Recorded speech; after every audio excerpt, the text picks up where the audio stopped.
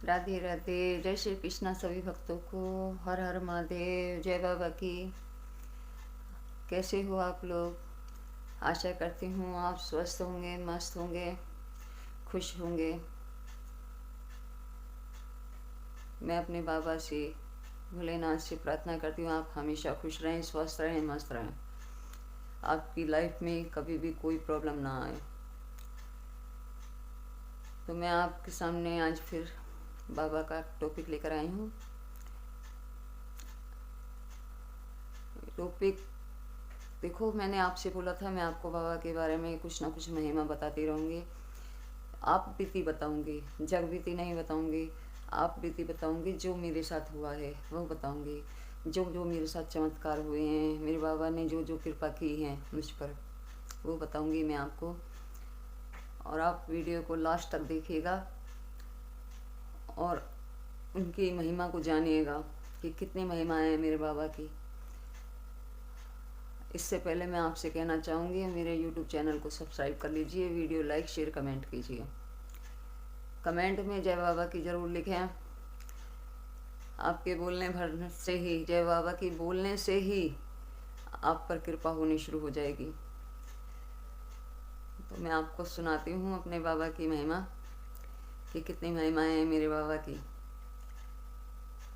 मैं आपको एक टॉपिक पे पहले बता चुकी हूँ कि मेरे भाई के पास जो शादी के 15 दिन ओनली रह गए थे, कोई भी एक पैसे का भी इंतज़ाम नहीं था, और कैसे मेरे बाबा ने कृपा की, तुरंत सब काम होते चले गए।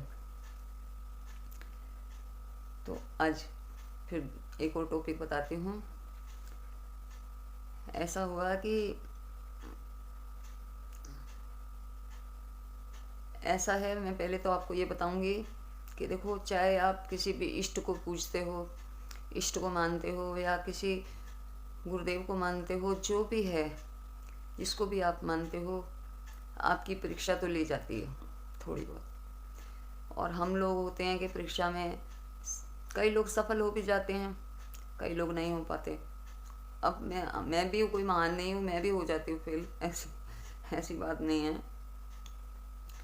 लेकिन जब वो भी देखते हैं कि देखो, इन लोगों की परीक्षा नहीं लेंगे, तो बाबा भी सोचते हैं, प्रभु भी सोचते हैं, जिसको भी आप मानते हैं, इष्ट को, सभी यही सोचते होंगे कि देखें ये दुख की घड़ी में हमें याद करते हैं, सुख की घड़ी में करते हैं कि नहीं करते हैं, वगैरह वगैरह होता है ना। लेकिन भगवान को कभी नहीं भूलना चाहिए, चाहे हमारे गुरुदेव हैं, चाहे हमारे जो भी इष्ट हैं, जिसको भी आप मानते हैं। तो उनकी परीक्षा में ये मत सोचो कि आप उनके दरबार में जा रहे हो को आप पे दुख परेशानी नहीं आएगी, आएगी, लेकिन वो चुटकियों में चली भी जाएगी। ऐसा ही कुछ मेरे साथ भी हुआ। मैं फरीदाबाद में रहती हूँ और मेरा अपना निजी मकान है। कुछ ऐसी प्रॉब्लम्स आ गई कि हमारा घर मकान वगैरह सब मतलब गलती से फंस गए थे। हमारे हस्बैंड और मेरा बड़ा बेटा गलती से मतलब फंस गए थे किसी के चक्कर में, और उन्होंने काफ़ी कर्जा कर लिया था। अब मुझे इस बात के बारे में मालूम नहीं था। हुआ क्या कि जब मकान बिल्कुल, थोड़े टाइम तो ये ब्याज भरते रहे, और कहते हैं ना जब परेशानी आती है तो कह के नहीं आती। थोड़े समय तो ये ब्याज भरते रहे, अब ब्याज भी काफ़ी था, और फिर भर नहीं पाए। कुछ टाइम बाद उन लोगों ने आकर, कर्जे वालों ने आकर घर पे कब्जा करने की कोशिश की, मकान में ताला लगा दिया। मुझे पता नहीं था, उस दौरान मैं दिल्ली में रह रही थी। कमाने के चक्कर में बच्चे दोनों को लेकर, दोनों बच्चे भी मेरे वहीं थे, और ये बड़ा बेटा और मेरे हस्बैंड यहीं थे। हुआ क्या कि मेरे पास फ़ोन गया कि अपना मकान बचा सकती है तो बचा ले आकर।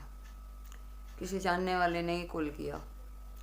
अब मैं जो है थोड़ा सा हैरान हो गई। मैंने कहा ऐसा क्या हुआ, ऐसा तो कुछ भी बात नहीं हुई, मेरी फ़ोन पे बातचीत होती रहती है, तो ऐसा तो कुछ भी नहीं है, फिर क्या बात हो गई। फिर उन्होंने मुझे थोड़ी सी हिंट दे दी। मैं दूसरे दिन जो है यहाँ आई, फरीदाबाद दिल्ली से आई। तो मैं भी जॉब करती थी, बच्चे भी दोनों जॉब करते थे। तो मैं आई, आकर के मैंने यहाँ की स्थिति देखी, यहाँ के बारे में जाना। तो मैं सुनकर हैरान हो गई कि इन लोगों ने ऐसे कैसे कर्जा कर लिया, और मैं परेशान हो गई मैं। क्योंकि सच बताऊं, चाहे बाबा की कृपा इतनी थी, बैंक बैलेंस भले ही नहीं था, लेकिन किसी चीज़ की कोई कमी नहीं थी। पता नहीं फिर भी ऐसे कैसे हो गया। तो मैं बहुत परेशान हो गई, मैं क्या करूं, मैं कहाँ से लाऊं पैसे इतने। तकरीबन लाखों की तादाद में इन लोगों ने कर्जा कर लिया। मैं बहुत परेशान हो गई। मैं जिनके 35,000 रुपये देने हैं वो 90,000 रुपये मांग रहे हैं, और जिनके 10,000 रुपये देने हैं वो 30,000 रुपये मांग रहे हैं। मैं बहुत परेशान, क्योंकि ये तो बहुत गलत बात है। क्योंकि हर कोई, कहते हैं ना, मजबूरी का फ़ायदा उठाता है। उन लोगों ने सोचा ये दे तो पाएंगे नहीं, इससे अच्छा तो इनका मकान ही जो है हड़प लो। लेकिन कहते हैं ना, जिस पर बाबा की कृपा हो जाए, ऐसा कुछ नहीं होता। अब मुझे समझ नहीं आ रहा था मैं इतना पैसा कहाँ से लाऊं। मैंने कभी किसी से कर्जा नहीं लिया, ना मुझे ज़रूरत पड़ी भी तो भी मैंने नहीं लिया, क्योंकि मैं कम खा लूँगी, लेकिन कर्जे से बहुत डर लगता है मुझे। मैं कर्जा नहीं करती, अपने घर में जो मिले जैसा मिले अपना टाइम काट लूँगी, पर कर्जा कभी नहीं करती। हुआ क्या कि रात में मैं बहुत परेशान हो गई, इधर उधर भटकती रही। शुक्रवार मेरे पास फ़ोन गया था। शनिवार के दिन जो है मैं यहाँ आई।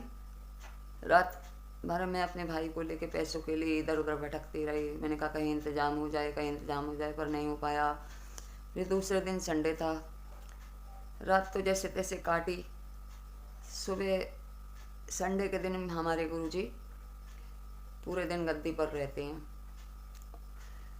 तो उन्होंने संडे का दिन निश्चित कर रखा।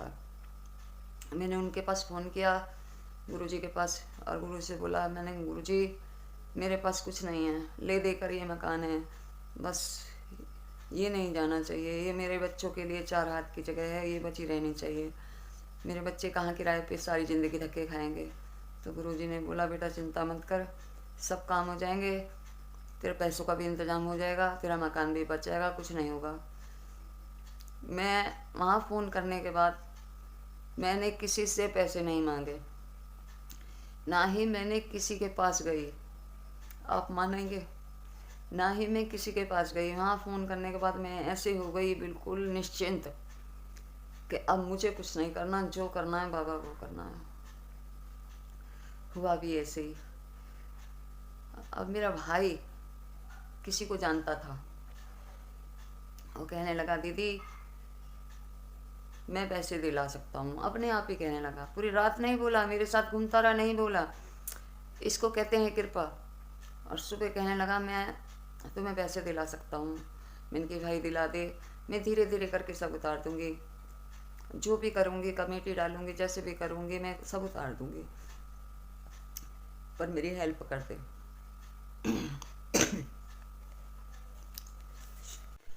वो कहने लगा ठीक है दीदी, मैं बात करता हूँ।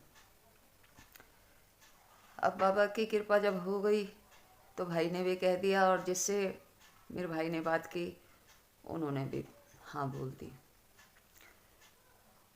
अब उन्होंने कुछ दिन का समय लिया था कि इतने समय बाद पैसे देंगे, अभी नहीं देंगे, हफ्ते 10 दिन का। मैंने कहा कोई बात नहीं। अब हफ्ते 10 दिन के बाद पैसे मिलेंगे, मिल रहे हैं, यही काफ़ी है। लेकिन हमने एक जगह से, तो मेरे भाई ने खुद अपने पास से पैसे दिए, हमने वहाँ दे करके वहाँ से अपना कागज़ वगैरह जो भी थे, डॉक्यूमेंट्स वगैरह हमने उठा लिए। और दूसरी जगह जो है पैसे देने थे, वो रोज़ मैं बात करती अपना, वहाँ से मैं चली गई, फरीदाबाद से दिल्ली चली गई। वहाँ जा कर के रोज़ मैं बात करती, रोज़ जिनके पैसे देने थे वो फाइनेंस वाले थे, अब देखो, जो लाख रुपए 90,000 रुपये मांग रहे थे 35,000 का, कितने पे बात आकर रुकी देखो।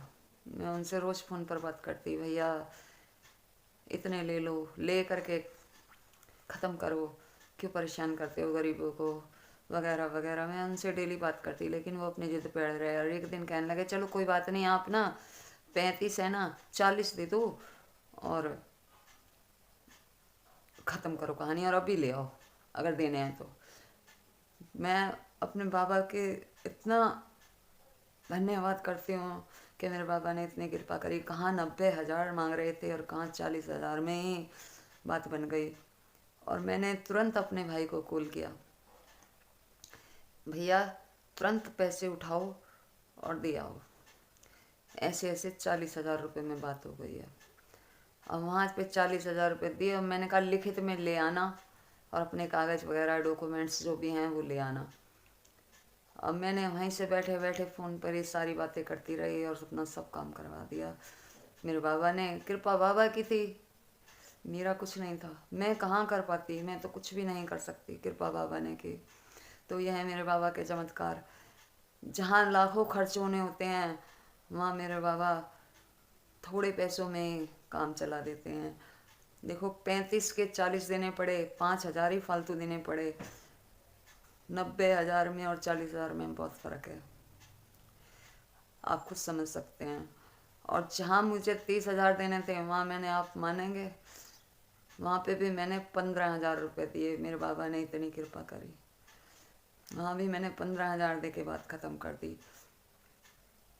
इतनी मेरे बाबा की कृपा है, इतनी कि आप एक बार इस दरबार में पहुँच जाएंगे ना, आपकी सारी परेशानियों का हल निकल आएगा।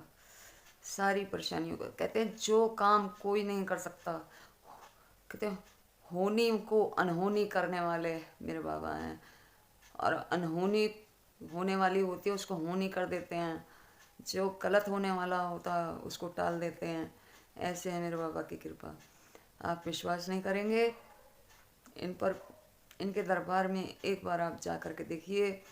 आपको इनके बारे में कुछ भी पूछना है, एड्रेस चाहिए, कुछ भी चाहिए, जानकारी कोई भी चाहिए, मुझे कमेंट में ज़रूर बताएं और मैं आपको जितना हो सकेगा, जितना मैं जानती हूँ आपको ज़रूर बताऊँगी। इसलिए मैं आप लोगों के साथ शेयर करती हूँ कि आजकल बहुत दुनिया परेशान है, बहुत दुनिया परेशान है। मैं तो बस यही चाहती हूँ, मेरे बाबा ने अपना शरीर का त्याग करके भला किया, तो हमसे भी जो हो सकता है किसी का भला तो हम ज़रूर करेंगे, जैसे भी होगा ज़रूर करेंगे। आप मुझे कमेंट में बताएं मेरे को, मेरी वीडियो ये आपको कैसी लगी। अच्छी लगी तो आप मेरे यूट्यूब चैनल को सब्सक्राइब कीजिए, वीडियो लाइक शेयर कीजिए और कमेंट में जय बाबा की ज़रूर लिखिए। आपके जय बाबा की लिखते लिखते देख लेना सारे संकट कटते चले जाएंगे, आपके रास्ते बनते चले जाएंगे। बोलो जय बाबा के।